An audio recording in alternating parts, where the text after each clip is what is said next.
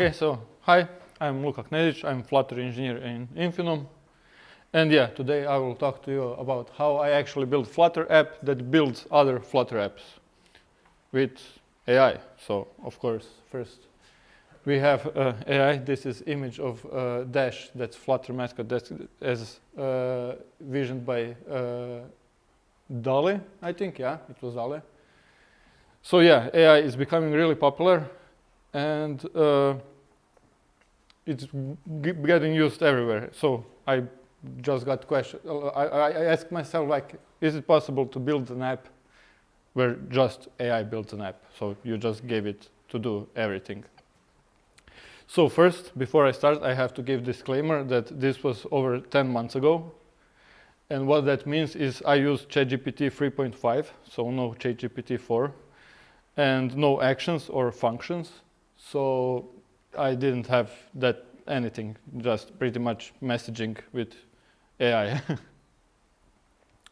So when I started, I was looking, of course, what other solutions exist, because other people were building similar kind of stuff. So we had a small AI developer, and that was like tool that was able to build web applications based on README prompt that you gave it. Basically, huge prompt you need to give it, and it outputted the application. Baby AGI is also like, it was like AGI attempt, so generic intelligence, but it's also just a bunch of tools and functions that it has and can call and does stuff with them.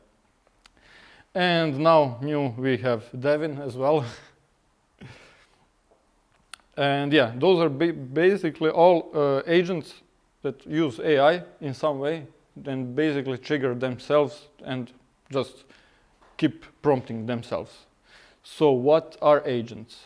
And I had to investigate that as well before starting. And I discovered pretty much they are just prompts with parsers. So if you have predefined prompt and you have parser, some way to use that response, that's pretty much an agent. So what do these prompts for agents look like? I have one here, for example. Yeah, it's hard to see, it's big prompt. So this is prompt for writing code, and it pretty much just tells you, okay, your task is to write code for this file.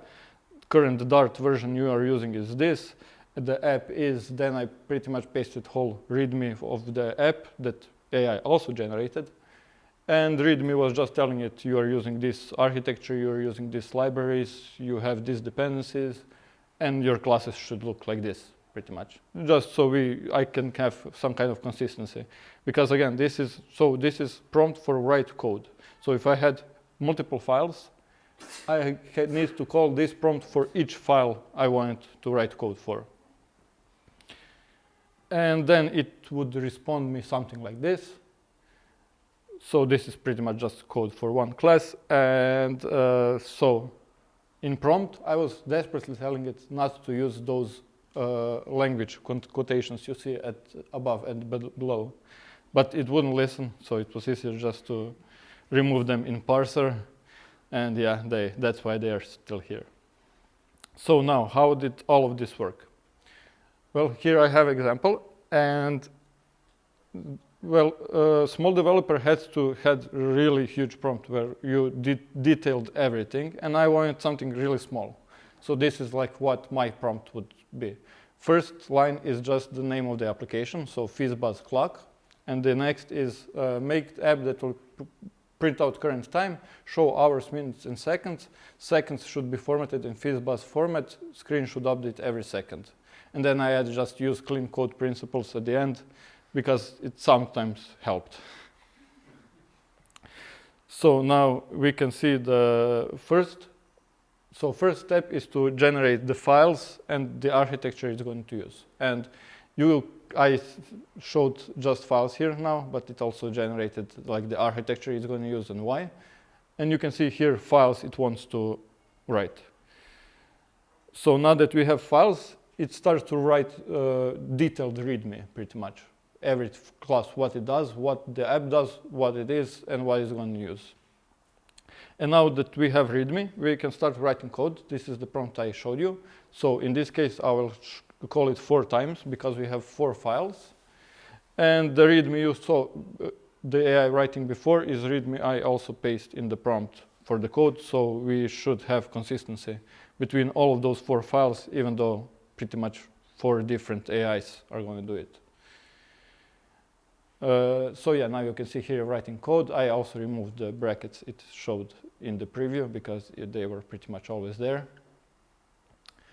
And now that everything is written, you can see it's, then I ran the pub-get, that is like dependency, no, it's for libraries, dependencies, yeah, for dependencies in the app. So like Gradle or pod file in iOS. And then I call analyze, and like analyze here fails. It finds an error, and then calls another agent. That's its whole responsibility is to find where the issues are and to flag those files. And you can see it flagged 3 files. And then I have another agent that's his sole purpose is to fix code. So not write new code, but fix existing code. And as you can see, it managed to fix the code. Everything is green, and now we are running the app, and now it should run the app that AI built completely on its own.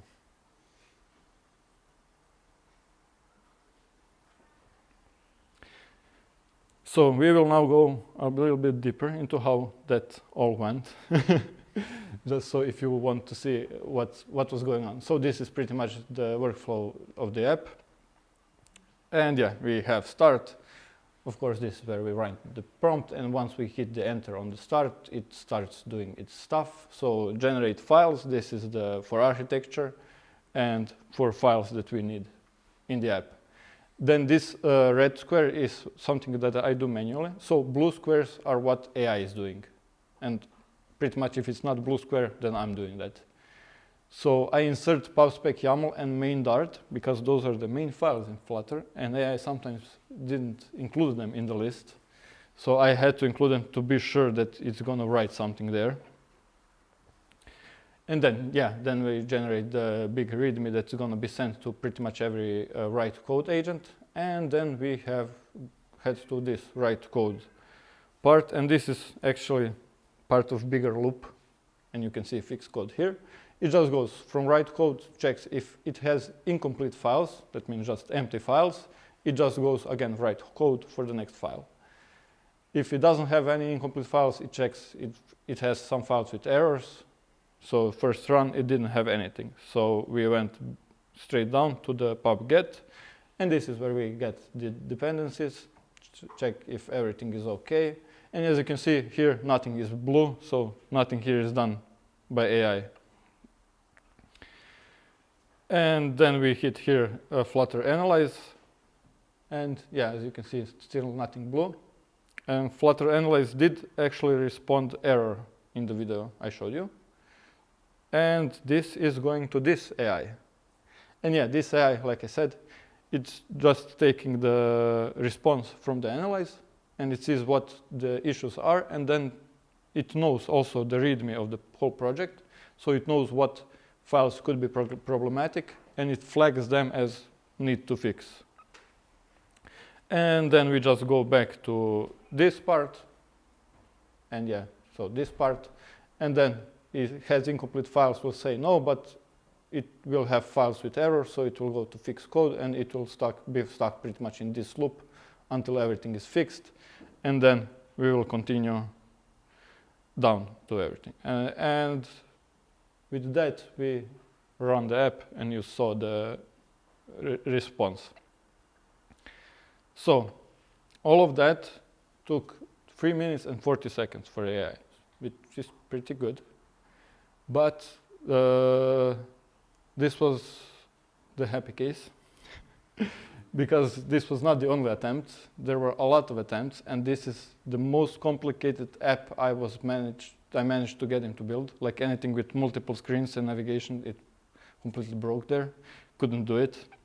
But then again, the disclaimer I showed, before, ChatGPT 3.5, and no actions, no nothing like that. So it might be better now. And yeah, I mentioned Devin because Devin is like new AI in this place. And on blog post about Devin, they were bragging about how good Devin is and that it's capable of solving 13% of issues. So yeah, this is like, I put this on the end just to show like current state of AI as an engineer. I don't think it's like nearly good enough, but as a helper, like Copilot, this is really, really good. But yeah, I think if you're above 13% of resolving issues, you don't have anything to worry about from AIs. So yeah, any questions?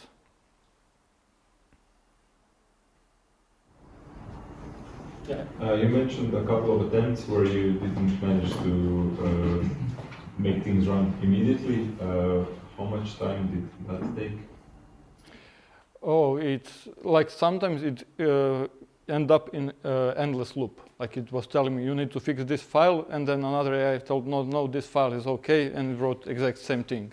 And then another again, no, you need to fix this file. So it was ending up in this kind of feedback, weird feedback loops that it couldn't get out of. Cool, thanks. Yeah. How much context did you give to the agents? So, like, did they get only README or all the files already? Yeah. So this is also I forgot to mention.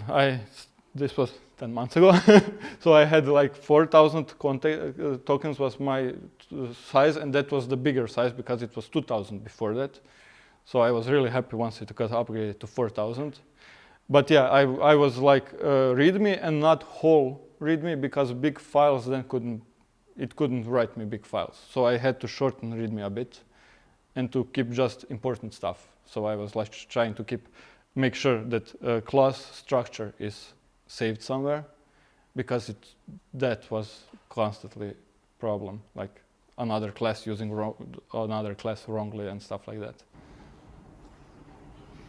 Could you not just maybe switch the GPT 3.5 to GPT 4 because they don't have the same API?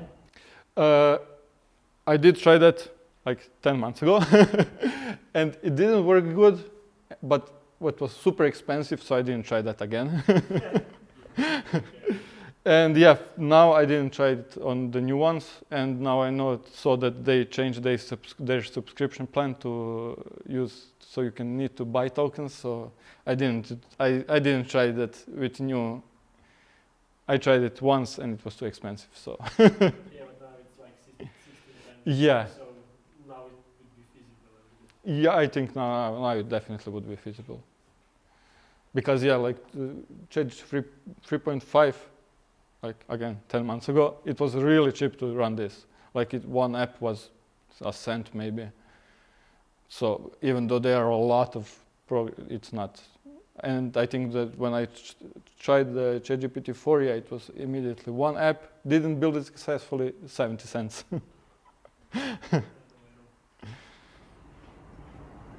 Yeah, if you were to try to make another app of the same complexity, would it be enough to only change README, or you would have to invest some time into those agent parsers, whatever? I mean, the workflow I had is a bit longer, because also on the video you may see the app is running, but the chat box didn't disappear, because you could write, okay, change the background to red, and it would fix and then live reload the app while it's running. But the workflow was too big, so I cut those parts out that are not on the video. So yeah, it's not that big deal, but yeah, you do need to go pretty much to the start of the workflow and rewrite almost everything. Yeah, so then these 3 minutes and 40 seconds plus the workflow time. Yeah.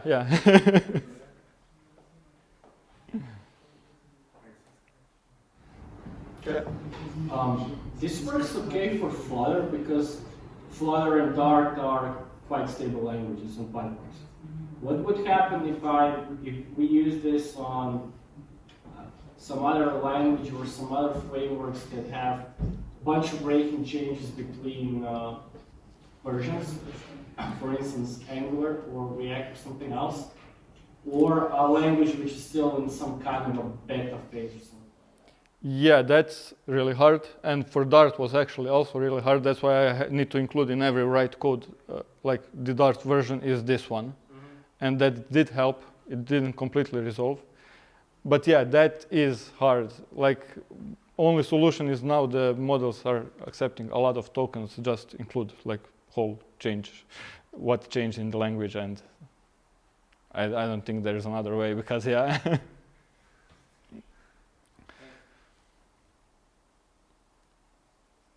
That's it. Any more questions? No? Okay.